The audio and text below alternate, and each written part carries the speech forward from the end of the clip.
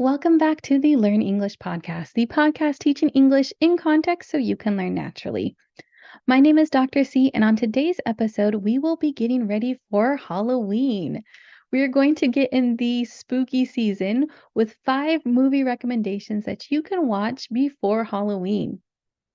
Now, if you are not aware, Halloween is a pretty popular holiday here in the United States, and it is celebrated on the 31st of October. So, no matter what day of the week that is, the last day of October is always when it's celebrated. It comes with a lot of customs and traditions, which we will discuss on next week's episode. But to prepare for Halloween and get in that spooky season, that spooky mood, we're going to discuss these 5 films that are considered to be Halloween classics. Films that are very popular here in the United States and that people watch every year during the Halloween season to get ready for Halloween and enjoy the holiday.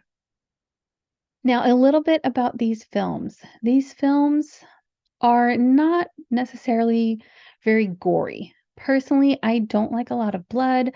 I don't like a lot of guts. I don't like what we would call slasher films, which is where people get cut up.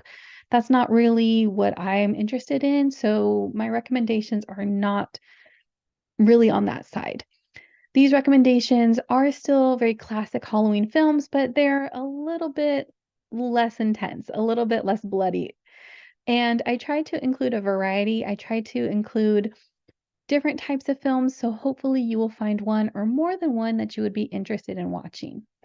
I'll also leave a link in the description of the podcast for a website that you can go on and search to see what streaming platform these movies are on. I have nothing to do with the website, but it's just a resource that I personally use. You can put any movie or TV show on the website and see what streaming platform it's on. If you don't live in the United States, I don't think this link will work for you. You will have to use a different site for whatever country you're in, but if you're here in the United States, you might find it helpful. So let's start discussing our film recommendations. The first movie on my list is by Tim Burton. You're actually going to see him a couple of times on this list because he is a director who enjoys spooky, scary movies and does a lot of movies that are seen during Halloween. Our first one by him is 1999's Sleepy Hollow. This film is based off of the Legend of Sleepy Hollow, which is a story by Washington Irving. If you're not familiar with the story centers around a character called the Headless Horseman. So the name kind of describes this character. This character is a ghost. It is someone who was a horseman, someone who rode on a horse, and his head has been removed. He's been decapitated. So, because of that, he does not have a head, and he is the headless horseman.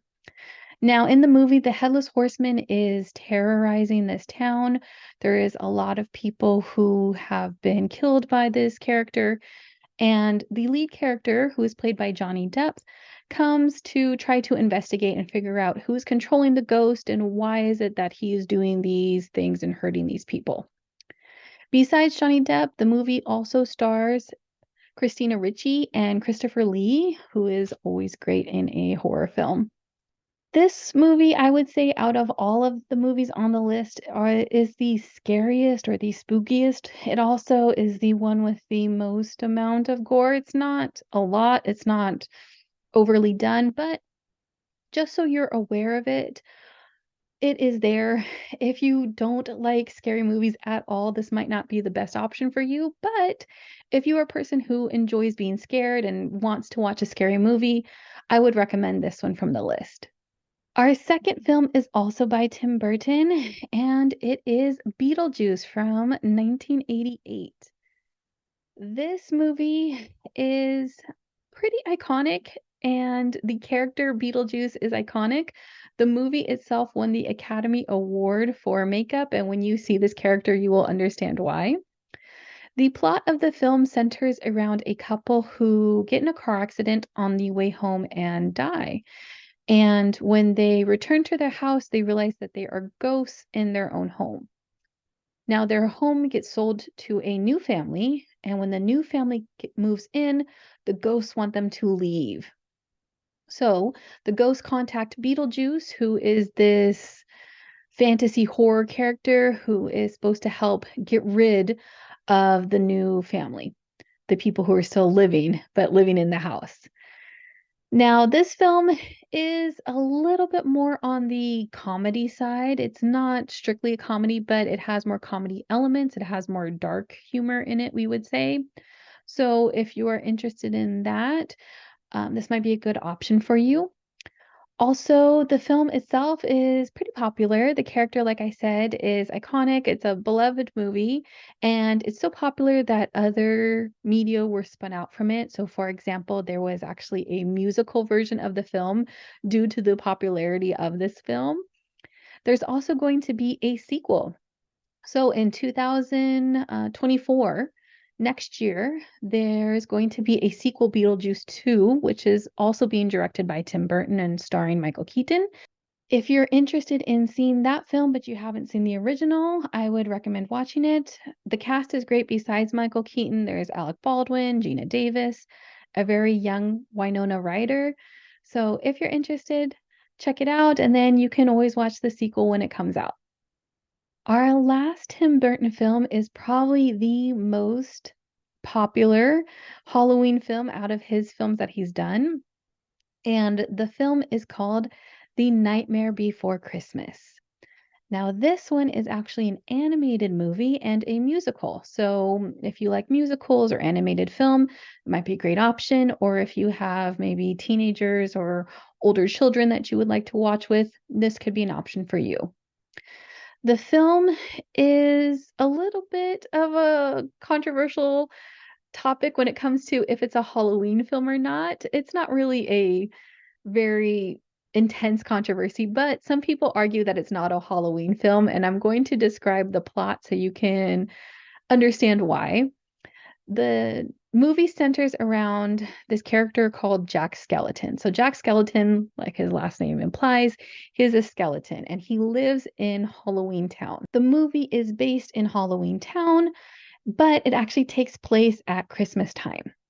So part of the plot is that Jack Skeleton goes to Christmas Town and decides to try to take over Christmas. He actually meets Santa Claus, so there's a lot of Christmas themes. And because of that, people argue that it's actually not a Halloween film, it's a Christmas film. I say it doesn't really matter. Watch it for both holidays. Watch it at Halloween, watch it at Christmas. Just enjoy the movie. The music, I think, is really what makes this movie so iconic. The opening song, the theme, This Is Halloween, is one of my absolute favorite Halloween songs. I play it every year, and it is just iconic. The music came from Danny Elfman. Danny Elfman was the composer on this film, and he was also the composer on the other two Tim Burton films. He and Tim Burton have a pretty close relationship. So Danny Elfman did the music. He also did the singing voice for Jack Skeleton. And the reason he was able to do the singing voice is because he was actually the front man, the lead singer of a band from the 1980s called Oingo Boingo. If you're interested, if you like Jack Skeleton's singing voice, I would say check out that band. They had some pretty big hits. They were very popular here in the United States, and you can always listen to their music. They do have one song called Dead Man's Party, which is another song that I play for Halloween.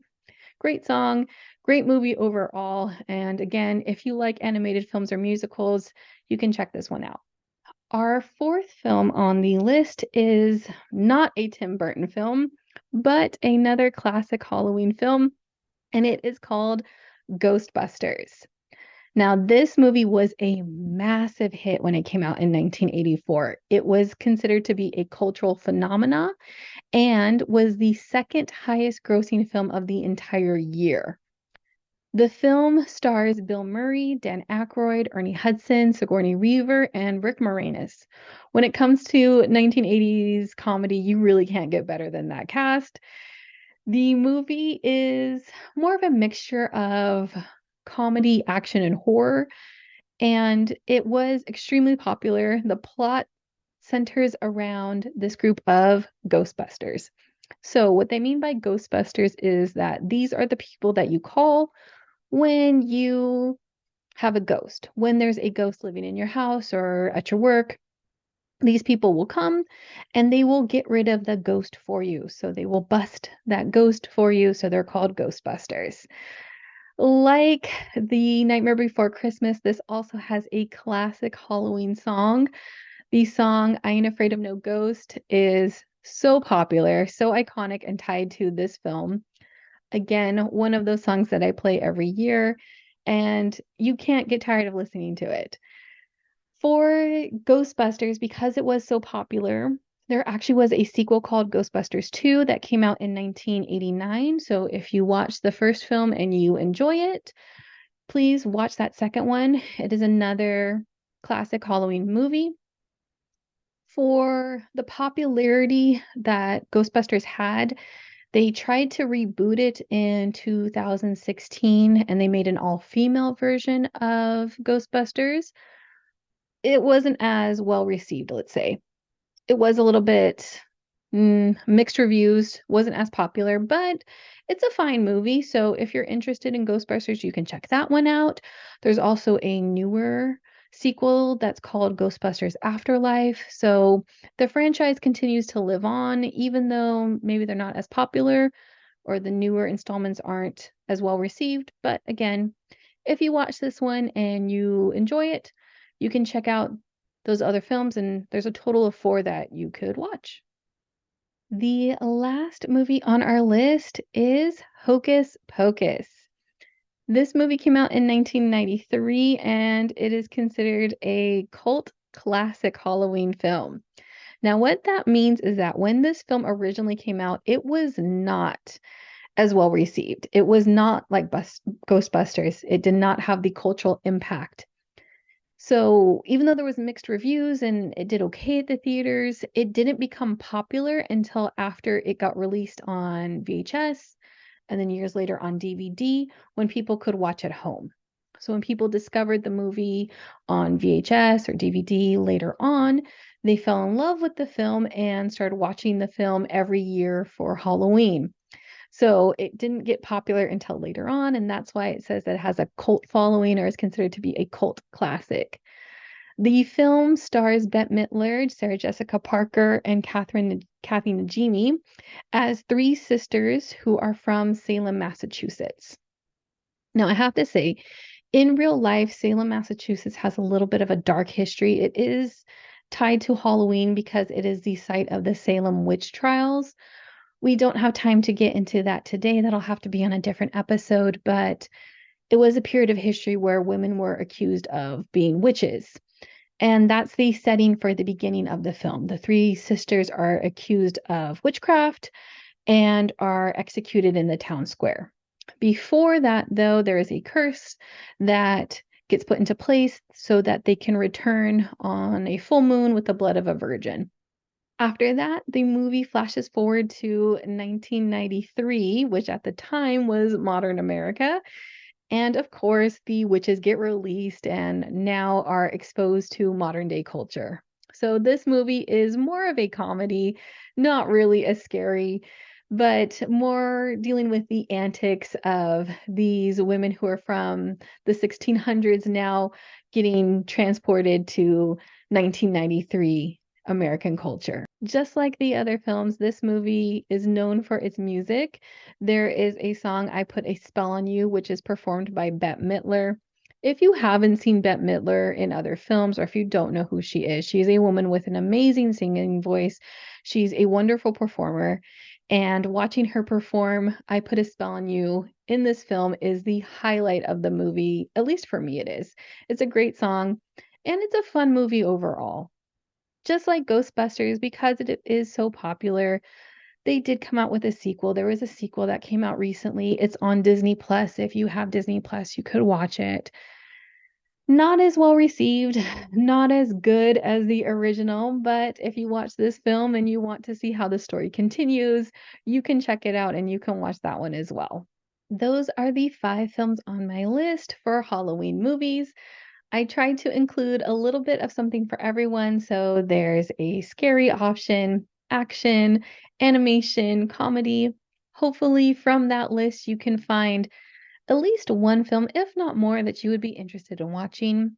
I've said this before on previous podcasts, but I believe that input is crucial when you are trying to improve your English abilities, or really if you're trying to learn any language. Watching TV and movies in English can help you with your listening comprehension, your passive vocabulary, your active vocabulary, and even your cultural awareness. Those are all things that you want to improve when you are learning English. Hopefully, you have the time to watch one of these films and enjoy it and learn a little bit of English and a little bit more about the culture of the United States. If you want more episodes like this, if you would like other film recommendations, please write a comment and let me know. There's a lot more movies that I could recommend, so if that's something you're interested in the future, write a comment and tell me about it. If you're watching on YouTube, please leave a comment in the comment section below. Let me know, what is your favorite Halloween film? Is it something from this list? Is it something totally different? Let me know because I would love to hear about it. If you like the podcast so far, please leave a rating in whatever app you are using to listen to this podcast. Like and subscribe so you don't miss our next episode when it comes out next week. And until then, keep learning English.